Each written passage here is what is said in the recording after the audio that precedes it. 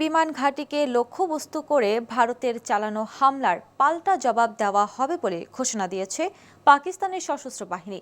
এই হামলাকে বর্বরচিত ও কাপুরুষোচিত হামলা বলে উল্লেখ করে এমন সিদ্ধান্তের পথে হাঁটছে দেশটি। যুক্তরাজ্য ভিত্তিক গণমাধ্যম বিবিসি এক প্রতিবেদনে জানিয়েছে, পাকিস্তানের রাষ্ট্রীয় টেলিভিশন ও সেনাবাহিনীর জনসংযোগ বিভাগের তথ্য বলছে, দিল্লির ক্ষেপণাস্ত্র হামলার পর পাকিস্তান তাদের পাল্টা জবাব দিতে অপারেশন বানিয়ান মারসুস নামে একটি মিশন পরিচালনা শুরু করেছে। দেশটির সামরিক বাহিনীর মুখপাত্র লেফটেন্যান্ট জেনারেল আহমেদ শরীফ চৌধুরী বলেছেন, ভারতের হামলায় তাদের আকাশ প্রতিরক্ষা ব্যবস্থার মাধ্যমে অধিকাংশ ক্ষেপণাস্ত্র প্রতিহত করা সম্ভব হলেও বেশ কিছু ক্ষেপণাস্ত্র লক্ষ্যস্থলে আঘাত হানে।